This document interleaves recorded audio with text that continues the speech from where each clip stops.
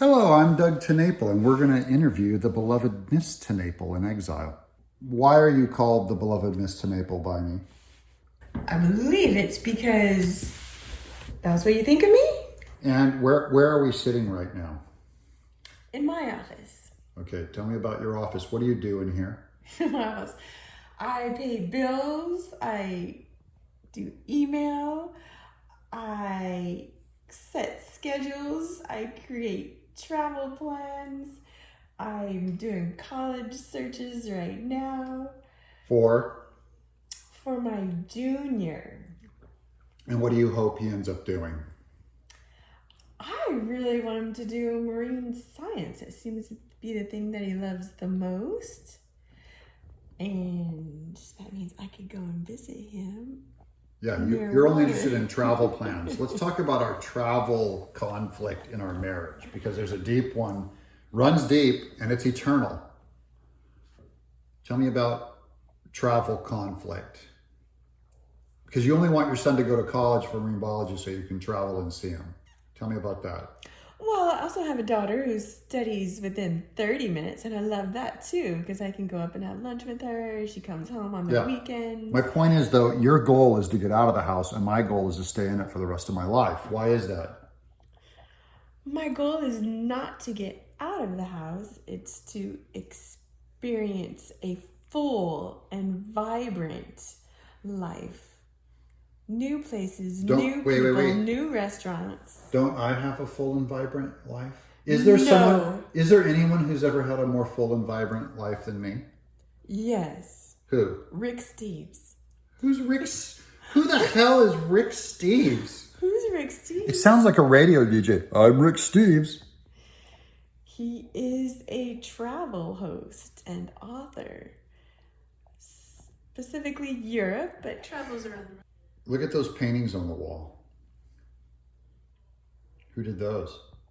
You did. What's the big deal with those? I asked for some art for the wall, and they're a bit formal, but I like them. The colors are muted. Beautiful frames. Beautiful frames. I'm proud of them. They're their own thing. There's a banjo on the wall over there. Who plays that? Well, no one really. Ami picked it up in Scotland, and I thought she wanted one, so I got it for graduation. Who's Ami? My oldest, the college freshman. And she also plays piano. She does, and violin for the last 4 years or so. You're going to have to talk into the microphone. That's just a rule. And you have a cowhide there. Did you kill that cow? I did not. The one time we had an interior designer, she picked that out. Yeah. I mean, it's cute. Is that real? I believe so. That's a real dead cow. Okay. Well, that's brave. That's cool. And you had those cabinets made. Yes. You had them made. What's in there? Files, papers, supplies, lots of stationery. Some taxes and accounting. That's where all of my businesses run, through this room. I mean the actual business. Yes, all the banking, bills. How much time do you spend a week on banking and bills? A week? Let's separate it out. Not Let's much. do my business first, and then let's do the kids. Let's do the whole family. So what percentage of time in this room do you spend a week? How many hours a week on just the business? So that's YouTube, crowdfunding, art stuff. 1 to 2. 1 to 2 hours a week. That's easy. It's 100 hours a year. Okay. And then on the whole family accounting, checking, banking, investments, how many hours a week do you spend on that? I'll say 2. 2 hours a week. That's easy. Only 2 hours a week and 1 hour a week? Well, it gets broken up, and certain times are busier. End of the year, and then the beginning of the year, tax season, goes all the way through April until the accountant finally decides to file. Okay, so we're starting a YouTube channel, even though my channel got kicked in the nuts. Tell me about you. What will be different about your channel? If you ever produce anything, what would you like to see on YouTube that you wish was there that isn't there? Just quick videos, maybe a proverb and a short comment. I've been enjoying Matthew Henry's commentary, so maybe a little bit of New So look at this. Here's your ratty old year Bible. How many times have you been through the Bible? You read it every year.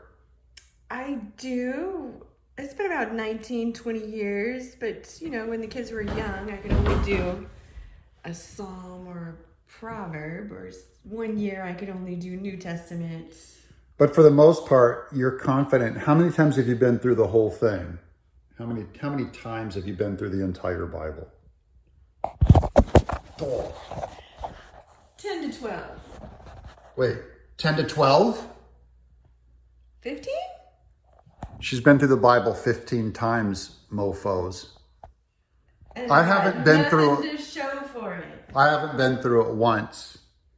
So what would you think was different about your theology versus mine? Because we're both Christians. We've been Christians for a long, long time. Yet you've read the Bible 15 times and I haven't read it once. I've read it a ton, you know. I've read Genesis 100 times, but what would you say you've gained from getting the overview of the entire Bible 15 times? Just the beautiful story, the confidence that Jesus loves me, that I'm saved, that he'll give me everything that I need in parenting and wifehood. Just to know that he's in control. But what's rolling around in your brain that's different than mine? Because you've read it 15 times and I have not. So what would your brain have in it that mine wouldn't? Like if you do some obscure Old Testament story, I will not have heard of it. That's not true. You probably have. You study apologetics much more stringently than I. Yeah, I've got the theology down, baby. But nothing to back it up.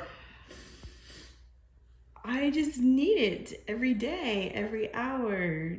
Parenting is hard. What specifically have you taken from the Bible on parenting? One thing that your audience might appreciate. That I was made for this and that he will give me what I need. Okay, well, this has been the beloved In Exile, her first ever YouTube show. Well, I'm letting her, start on YouTube without showing up on camera because you know how people are. You know how people are. There's no need to, because look at my ugly mug. We've destroyed the world with my face instead of beautifying it with hers, but that's how she wanted it. I'm Doug TenNapel. I'm married to the beloved Mrs. TenNapel.